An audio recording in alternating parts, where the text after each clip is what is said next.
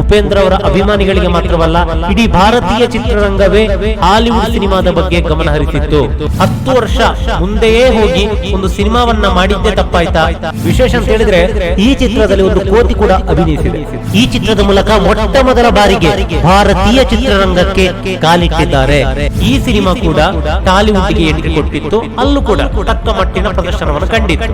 ಇಲ್ಲಿ ರಜನಿಕಾಂತ್ ಅವರ ಪ್ರತಿ ಪ್ರೇಮ್ನಲ್ಲೂ ಕೂಡ ಉಪ್ಪಿಯವರ ಹಾಲಿವುಡ್ ಸಿನಿಮಾ ಎದ್ದೆದ್ದು ಕಾಣುತ್ತೆ. ಕೋಸ್ಟಲ್ ಕನ್ನಡ ವೀಕ್ಷಿಸಿರುವ ಎಲ್ಲ ಸ್ನೇಹಿತರಿಗೂ ನಮಸ್ಕಾರ. ಕೋಸ್ಟಲ್ ಕನ್ನಡದ ಮತ್ತೊಂದು ವಿಡಿಯೋಗೆ ಸ್ವಾಗತ. ಇವತ್ತಿನ ವಿಡಿಯೋದಲ್ಲಿ ನಾವು ನಿಮಗೆ ಉಪೇಂದ್ರ ಅಭಿನಯದ ಹಾಲಿವುಡ್ ಚಿತ್ರದ ಬಗ್ಗೆ ಒಂದಿಷ್ಟು ಮಾಹಿತಿಯನ್ನ ನಾವು ನಿಮ್ಮ ಮುಂದೆ ಪ್ರಸ್ತುತಪಡಿಸ್ತಾ ಇದ್ದೀವಿ. ದಿನೇಶ್ ಬಾಬು ನಿರ್ದೇಶನದ ಉಪೇಂದ್ರ ಅವರ ಕತೆ, ಚಿತ್ರಕಥೆ ಉಳ್ಳಂತಹ ಹೊಸ ಪ್ರಯತ್ನದ ಸಿನಿಮಾ. ಈ ಸಿನಿಮಾ ತೆರೆ ಕಾಣುವವರೆಗೂ ಭಾರತೀಯ ಚಿತ್ರರಂಗದಲ್ಲೇ ಒಂದು ರೋಬೋಟ್ ಅನ್ನು ಇಟ್ಕೊಂಡು ಸಿನಿಮಾ ಮಾಡುತ್ತೆ ಅಂತ ಯಾರಿಗೂ ಗೊತ್ತೇ ಇರಲಿಲ್ಲ. ರೋಬೋಟ್ ಮತ್ತು ಮನುಷ್ಯನ ನಡುವೆ ನಡೆಯುವಂತಹ ಒಂದು ಕಥೆಯನ್ನ ಇಟ್ಟುಕೊಂಡು ಮೂಡಿದಂತಹ ಮೊಟ್ಟ ಮೊದಲ ಸಿನಿಮಾವೇ ನಮ್ಮ ಕನ್ನಡದ ಹಾಲಿವುಡ್. ಅಲ್ಲಿಯ ತನಕ ಈ ಭಾರತೀಯ ಚಿತ್ರರಂಗದಲ್ಲಿ ಯಾವುದೇ ರೀತಿಯಾದಂತಹ ರೋಬೋಟಿನ ಪರಿಕಲ್ಪನೆಯೇ ಇರಲಿಲ್ಲ. ಮೊಟ್ಟ ಮೊದಲ ಬಾರಿಗೆ ಇದನ್ನು ಭಾರತೀಯ ಚಿತ್ರರಂಗಕ್ಕೆ ಪರಿಚಯಿಸಿದವರೇ ನಮ್ಮ ಉಪೇಂದ್ರ ಅವರು. ಈ ಚಿತ್ರದಲ್ಲಿ ಉಪೇಂದ್ರ ಅವರ ಜೊತೆಗೆ ನಾಯಕ ನಟಿಯಾಗಿ ಫೆಲಿಸಿಟಿ ಮಾಸೋನ್ ಅವರು ಅಭಿನಯಿಸಿದ್ದಾರೆ. ಇವರು ಮೂಲತಃ ಆಸ್ಟ್ರೇಲಿಯಾದವರು. ಈ ಚಿತ್ರದ ಮೂಲಕ ಮೊಟ್ಟ ಮೊದಲ ಬಾರಿಗೆ ಭಾರತೀಯ ಚಿತ್ರರಂಗಕ್ಕೆ ಕಾಲಿಟ್ಟಿದ್ದಾರೆ. ಇದು ಈ ಚಿತ್ರದ ಒಂದು ಹೆಗ್ಗಳಿಕೆ. ಇದರ ಜೊತೆಗೆ ಅನಂತನಾಗ್ ಅವರು ಕೂಡ ಮುಖ್ಯ ಭೂಮಿಕೆಯಲ್ಲಿ ಕಾಣಿಸಿಕೊಂಡಿದ್ದಾರೆ. ಈ ಚಿತ್ರದ ಬಹುಪಾಲು ದೃಶ್ಯಾವಳಿಗಳನ್ನು ಆಸ್ಟ್ರೇಲಿಯಾದಲ್ಲಿ ಚಿತ್ರೀಕರಿಸಲಾಗಿದೆ. ಬಹುಮುಖ್ಯವಾಗಿ ಈ ಚಿತ್ರದಲ್ಲಿ ಉಪೇಂದ್ರ ಅವರು ತ್ರಿಪಾತ್ರದಲ್ಲಿ ಕಾಣಿಸಿಕೊಂಡಿದ್ದಾರೆ. ಮೊದಲನೇದಾಗಿ ಇವರ ಪಾತ್ರದ ಹೆಸರು ಉಪೇಂದ್ರ, ಮತ್ತೊಂದು ಪಾತ್ರದ ಹೆಸರು ಸುರೇಂದ್ರ, ಮಗದೊಂದು ಪಾತ್ರವೇ ಈ ರೋಬೋಟ್. ವಿಶೇಷ ಅಂತ ಹೇಳಿದ್ರೆ ಈ ಚಿತ್ರದಲ್ಲಿ ಒಂದು ಕೋತಿ ಕೂಡ ಅಭಿನಯಿಸಿದೆ. ತುಂಬಾನೇ ಅತ್ಯದ್ಭುತವಾಗಿ ಅಭಿನಯ ಈ ಕೋತಿಯದ್ದಾಗಿದೆ. ಎಲ್ಲರ ಅಭಿನಯ ಕೂಡ ಅಷ್ಟೇ ತುಂಬಾನೇ ಚೆನ್ನಾಗಿದೆ. ಈ ಸಿನಿಮಾ ತೆರೆ ಕಾಣುವುದಕ್ಕೂ ಮೊದಲು ಸಿಕ್ಕಾಪಟ್ಟೆ ನಿರೀಕ್ಷೆಗಳು ಮೂಡಿತ್ತು. ಗಾಂಧಿನಗರ ಮಾತ್ರವಲ್ಲ, ಉಪೇಂದ್ರ ಅವರ ಅಭಿಮಾನಿಗಳಿಗೆ ಮಾತ್ರವಲ್ಲ, ಇಡೀ ಭಾರತೀಯ ಚಿತ್ರರಂಗವೇ ಹಾಲಿವುಡ್ ಸಿನಿಮಾದ ಬಗ್ಗೆ ಗಮನ ಹರಿಸಿತ್ತು. ಆದರೆ ಡಿಸೆಂಬರ್ 6, 2002ರಲ್ಲಿ ಈ ಸಿನಿಮಾ ತೆರೆಗೆ ಅಪ್ಪಳಿಸಿತ್ತು ನೋಡಿ, ಎಲ್ಲ ನಿರೀಕ್ಷೆಯನ್ನು ಹುಸಿ ಮಾಡಿತ್ತು. ಗಾಂಧಿನಗರದ ಸಂತೋಷ್ ಮುಖ್ಯ ಚಿತ್ರಮಂದಿರದಲ್ಲಿ ತೆರೆ ಕಂಡಂತ ಈ ಸಿನಿಮಾ ಮುಖ್ಯ ಚಿತ್ರಮಂದಿರದಲ್ಲೇ 50 ದಿನವನ್ನು ಪೂರೈಸಿಲ್ಲ. ಆದರೆ ಇದೇ ಸಂತೋಷ್ನ ಪಕ್ಕದಲ್ಲಿರುವಂತಹ ಸಪ್ನಾ ಚಿತ್ರಮಂದಿರಕ್ಕೆ ಈ ಸಿನಿಮಾವನ್ನು ಎತ್ತಂಗಡಿ ಮಾಡಲಾಯಿತು.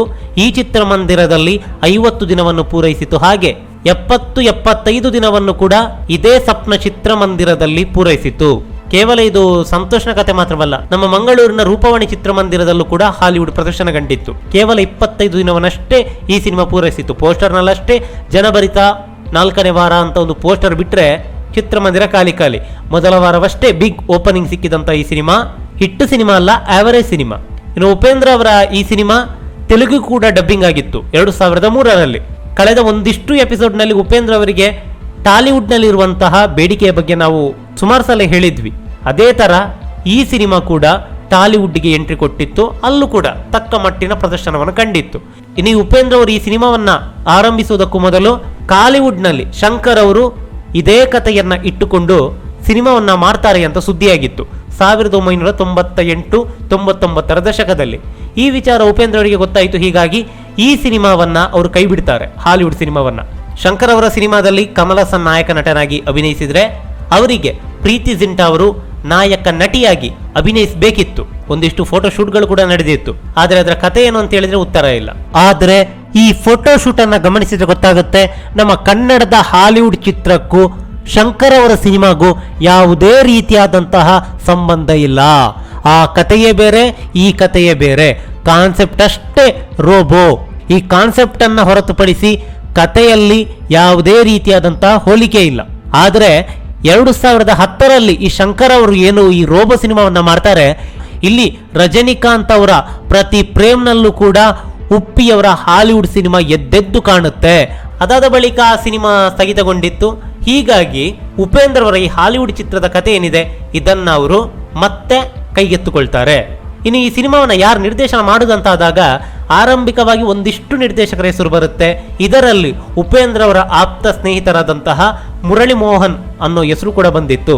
ಆದರೆ ಕೊನೆಗೆ ಇದು ದಿನೇಶ್ ಬಾಬು ಅವರ ಕೈ ಸೇರುತ್ತೆ. ಹಾಗೆ ಈ ಚಿತ್ರಕ್ಕೆ ದಿನೇಶ್ ಬಾಬು ಅವರು ಆಕ್ಷನ್ ಕಟ್ ಹೇಳ್ತಾರೆ. ಈ ಚಿತ್ರದ ಬಹುಪಾಲನ್ನ ಆಸ್ಟ್ರೇಲಿಯಾದಲ್ಲಿ ಚಿತ್ರೀಕರಣ ಮಾಡಲಾಗುತ್ತೆ. ಇನ್ನು ಮುಖ್ಯವಾಗಿ ಹೇಳೋದಾದ್ರೆ ಈ ಚಿತ್ರದ ಹಾಡುಗಳು ತಕ್ಕ ಮಟ್ಟಿಗೆ ಸದ್ದು ಮಾಡಿತ್ತು. ಗುರುಕಿರಣ್ ಅವರ ಸಂಗೀತ ಈ ಚಿತ್ರಕ್ಕಿದೆ. ಇನ್ನು ಕೋಟಿ ನಿರ್ಮಾಪಕ ರಾಮು ಅವರು ಈ ಚಿತ್ರಕ್ಕೆ ಬಂಡವಾಳವನ್ನು ಸುರಿದಿದ್ದಾರೆ. ಆ ಕಾಲದಲ್ಲಿ ಇದು ಬಹುವೆಚ್ಚದಲ್ಲಿ ನಿರ್ಮಾಣಗೊಂಡಂತಹ ಒಂದು ಅದ್ದೂರಿ ಸಿನಿಮಾ. ಆ ಕಾಲಕ್ಕೆ ಒಂದು ಆಸ್ಟ್ರೇಲಿಯಾಕ್ಕೆ ಹೋಗಿ ಒಂದು ಸಿನಿಮಾವನ್ನ ಮಾಡ್ತಾರಂತಾದ್ರೆ ಅದು ಚಿಕ್ಕ ಮ್ಯಾಟರ್ ಅಲ್ವೇ ಅಲ್ಲ. ಈ ಸಿನಿಮಾಗೂ ಕೋಟಿ ಕೋಟಿ ಹಣವನ್ನ ಸುರಿದಿದ್ರು, ಆದ್ರೆ ಆ ಕೋಟಿ ಹಣ ರಿಕವರಿ ಆಗ್ಲೇ ಇಲ್ಲ. ಈ ಸಿನಿಮಾ ತೆರೆ ಕಾಣುತ್ತೆ, ನೀರಸವಾದಂಥ ಪ್ರತಿಕ್ರಿಯೆ ವ್ಯಕ್ತವಾಗುತ್ತೆ. ಇದಾಗಿ 8 ವರ್ಷಗಳ ಬಳಿಕ ಇದೇ ಕಥೆಯನ್ನ ಇಟ್ಟುಕೊಂಡು ಎಂದಿರನ್ ಸಿನಿಮಾ ನಿರ್ಮಾಣವಾಗುತ್ತೆ. ಶಂಕರ್ ಅವರು ಇದೇ ಕಾನ್ಸೆಪ್ಟ್ ಅನ್ನ ಇಟ್ಟುಕೊಂಡು ಎಂದಿರನ್ ಸಿನಿಮಾವನ್ನ ಮಾಡ್ತಾರೆ. ಆರಂಭದಲ್ಲಿ ಶಂಕರ್ ಅವರು ಕಮಲ್ ಹಾಸನ್ ಜೊತೆ ಒಂದು ಸಿನಿಮಾ ಮಾಡ್ಬೇಕಂತಾದಾಗ ಅದು ಏನು ಪರಿಕಲ್ಪನೆಯನ್ನು ಇಟ್ಟು ಬರೆದಿದ್ರು ಗೊತ್ತಿಲ್ಲ. ಆದ್ರೆ ಎಂದಿರನ್ ಸಿನಿಮಾ ಮಾಡಿದ್ದು ಮಾತ್ರ ಉಪೇಂದ್ರ ಅವರ ಹಾಲಿವುಡ್ ಚಿತ್ರದ ಕಥೆಯನ್ನೇ ಇಟ್ಟುಕೊಂಡು ಮಾಡಿದಂತ ಸಿನಿಮಾ. ಆದ್ರೂ ಇದು ರಿಮೇಕ್ ಅಂತ ಅನಿಸಿಕೊಳ್ಳಲ್ಲ. ಅಕ್ಟೋಬರ್ 1, 2010 ಎಂದಿರನ್ ಸಿನಿಮಾ ತೆರೆ ಕಂಡಿತ್ತು. ಭರ್ಜರಿಯಾದಂತಹ ರೆಸ್ಪಾನ್ಸ್ ಈ ಸಿನಿಮಾಗೆ ಸಿಕ್ಕಿತ್ತು. ಆ ಕಾಲದಲ್ಲಿ ಪ್ರಪಂಚದ ಚಿತ್ರರಂಗದಲ್ಲೇ ಸಿಕ್ಕಾಪಟ್ಟೆ ಸದ್ದು ಮಾಡಿದಂಥ ಸಿನಿಮಾ ಇದಾಗಿತ್ತು. ವಿಪರ್ಯಾಸ ಅಂತ ಹೇಳಿದ್ರೆ ಮೂಲ ಕತೆ ನಮ್ಮ ಕನ್ನಡದ ಹಾಲಿವುಡ್ ಸಿನಿಮಾಗೆ ಸಿಗಬೇಕಾದಂತಹ ಗೌರವ ಆಗಲಿ ಅಥವಾ ಪ್ರತಿಕ್ರಿಯೆ ಆಗಲಿ ಸಿಗಲೇ ಇಲ್ಲ. ಯಾಕಂತ ಹೇಳಿದ್ರೆ ಆ ಕಾಲಕ್ಕೆ ಈ ರಾಬರ್ಟನ್ನು ಇಟ್ಕೊಂಡು ಪ್ರೀತಿ ಪ್ರೇಮ ಅವೆಲ್ಲ ಯಾಕೋ ಸಿಲ್ಲಿ ಅಂತ ಅನಿಸಿರ್ಬೋದೇನೋ ಪ್ರೇಕ್ಷಕರಿಗೆ. ಯಾಕಂತ ಹೇಳಿದ್ರೆ ಉಪೇಂದ್ರ ಅವರು 10 ವರ್ಷ ಮುಂದೆಯೇ ಹೋಗಿ ಒಂದು ಸಿನಿಮಾವನ್ನ ಮಾಡಿದ್ದೇ ತಪ್ಪಾಯ್ತಾ ಗೊತ್ತಿಲ್ಲ. ಒಟ್ಟಿನಲ್ಲಿ ಆ ಕಾಲಕ್ಕೆ ಹಾಲಿವುಡ್ ಇಷ್ಟ ಆಗಲ್ಲ. ಆದ್ರೆ 2010 2015 ಕಾಲಘಟ್ಟದಲ್ಲಿ ಇದೇ ಸಿನಿಮಾವನ್ನ ಉಪೇಂದ್ರ ಅವರು ಮಾಡ್ತಾ ಇದ್ರೆ ಎಂದಿರನಿಗಿಂತ ಒಂದು ಹೆಜ್ಜೆ ಮುಂದೆ ಇರ್ತಾ ಇತ್ತು. ಅದೇನೇ ಇರಲಿ, ಈ ಎಂದಿರನ್ ಸಿನಿಮಾಗೆ ಮೂಲ ಕಥೆಯೇ ನಮ್ಮ ಕನ್ನಡದ ಉಪ್ಪಿಯವರ ಹಾಲಿವುಡ್ ಸಿನಿಮಾ. ಆದರೆ ಆ ಸಿನಿಮಾ ಅಂದು ಗೆದ್ದಿಲ್ಲ ಅನ್ನೋದೇ ವಿಪರ್ಯಾಸ. ಇದೇ ರೀತಿಯ ಮತ್ತೊಂದು ಸಿನಿಮಾದ ಬಗ್ಗೆ ಮಾಹಿತಿಯನ್ನು ಕೊಡ್ತೀವಿ, ಅದು ಮುಂದಿನ ಭಾಗದಲ್ಲಿ. ನಮಸ್ಕಾರ. ಉಪೇಂದ್ರ ಅವರ ಅಭಿಮಾನಿಗಳಿಗೆ ಮಾತ್ರವಲ್ಲ, ಇಡೀ ಭಾರತೀಯ ಚಿತ್ರರಂಗವೇ ಹಾಲಿವುಡ್ ಸಿನಿಮಾದ ಬಗ್ಗೆ ಗಮನ ಹರಿಸಿತ್ತು. 10 ವರ್ಷ ಮುಂದೆಯೇ ಹೋಗಿ ಒಂದು ಸಿನಿಮಾವನ್ನ ಮಾಡಿದ್ದೇ ತಪ್ಪಾಯ್ತಾ?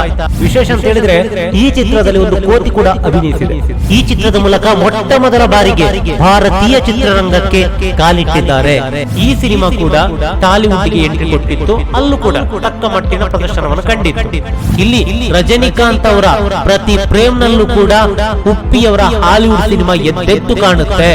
ಈ ಮಾಹಿತಿ ನಿಮ್ಗೆ ಇಷ್ಟವಾಗಿದ್ರೆ ಲೈಕ್ ಮಾಡಿ, ಶೇರ್ ಮಾಡಿ, ಹಾಗೆ ನಮ್ಮ ಕೋಸ್ಟಲ್ ಕನ್ನಡ ಯೂಟ್ಯೂಬ್ ಚಾನಲ್ಗೆ ಸಬ್ಸ್ಕ್ರೈಬ್ ಮಾಡಿ.